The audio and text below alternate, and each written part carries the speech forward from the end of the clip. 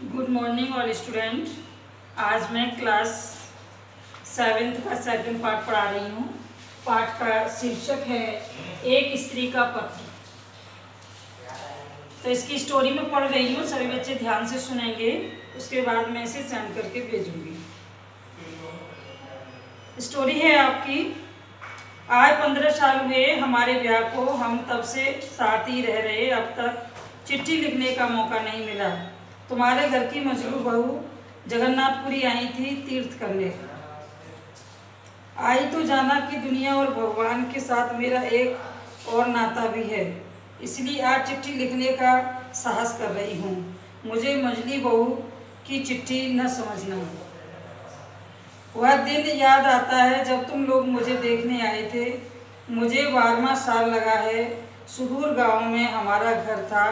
पहुंचने में कितनी मुश्किल हुई तुम सबको। मेरे घर के लोग आवाभगत करते करते हैरान हो गए। विदाई की करधुन गूंज रही थी।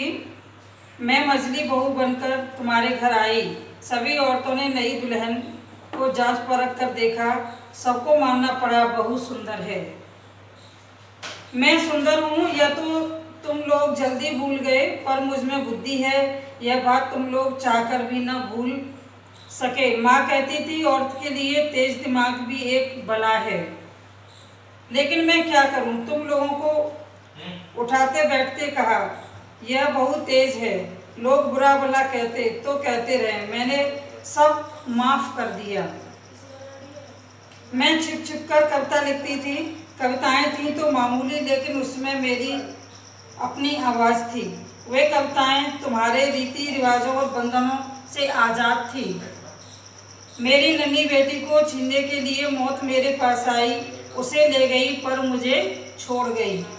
माँ बनने का दर्द मैंने उठाया, पर माँ कहलाने का सुख न पा सकी। इस हादसे को भी पार किया, फिर से जुट गई रोजमर्रा के काम में। गाय भैंस पानी सानी सपाटा में लग गई। तुम्हारे घर का माहौल रूखा और घुटन भरा था। इस गाय भैंस के साथ मुझे भी ये लगता था कि मैं भी शायद गाय जैसा भैंस जैसा जीवन व्यतीत कर रही हूँ।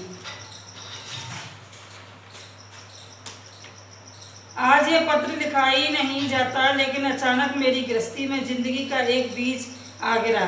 यह बीज जड़ पकड़ने वाला और गृहस्थी की पकड़ ढीली होने लगी।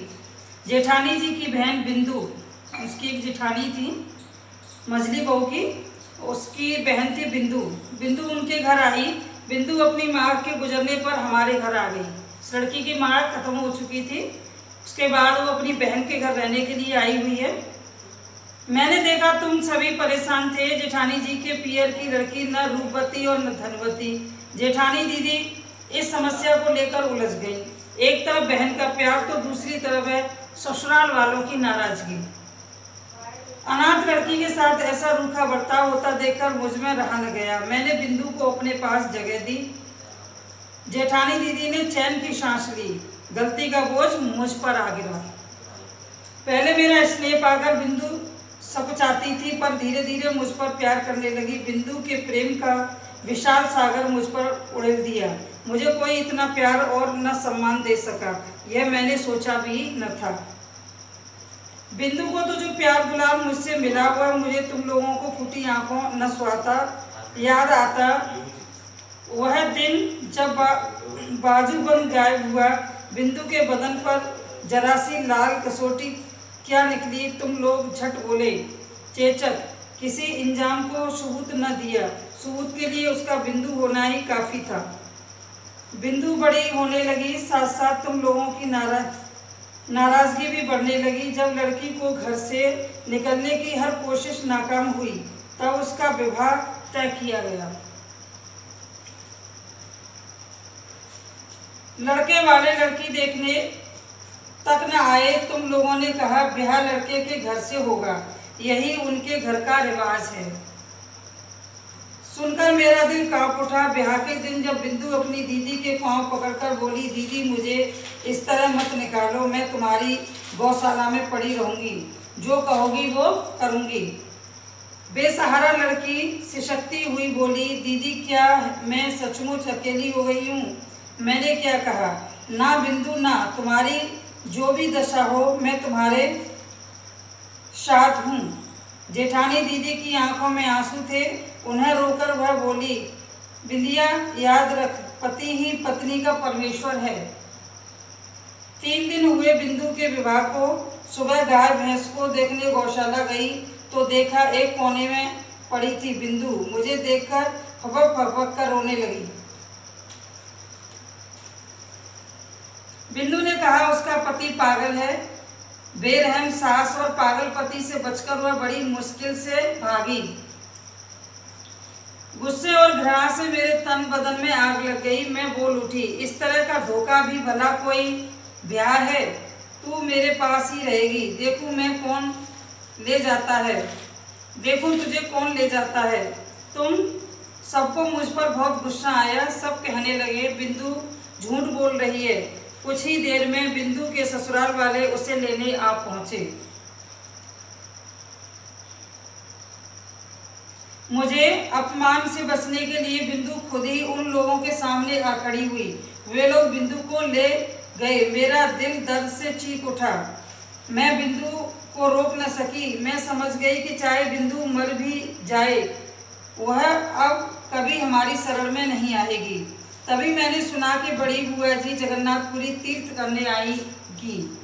मैंने कहा मैं साथ जाऊंगी। यह सुनकर वह बड़ी खुश हुई।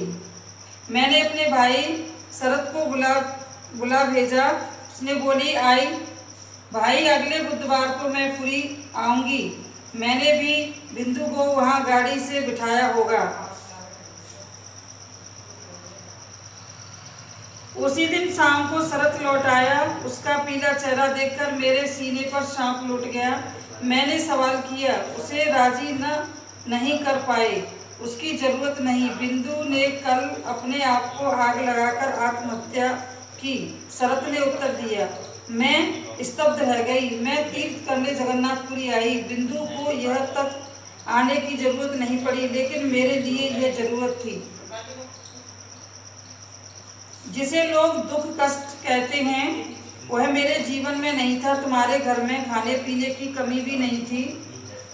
तुम्हारे बड़े भैया चरित्र जैसा तुम्हारे चरित्र में कोई खोट न था। मुझे कोई शिकायत नहीं थी, लेकिन अब मैं लौटकर तुम्हारे घर नहीं आऊंगी।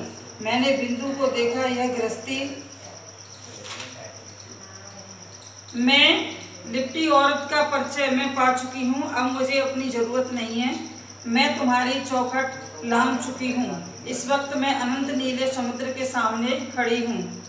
तुम लोगों के सामने रीति रिवाजों के पर्दे मुझे बंद कर दिया है। न जाने कहाँ बिंदु के इस पर्दे ने पीछे झांककर मुझे देखा होगा। उसी बिंदु की मौत हर पर्दा गिराकर मुझे आज़ाद किया है।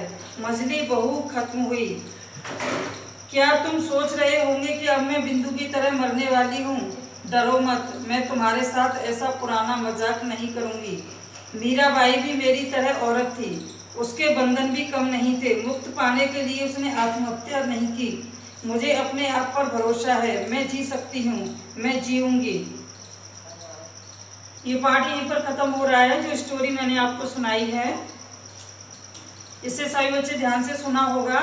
इसके बाद मैं इसे सेंड कर दूंगी, दोबारा से देख लीजिए। फिर इसके बाद नेक्स्ट डे मैं इसके वर्ड मीनिंग और क्वेश्चन आंसर कराऊंगी।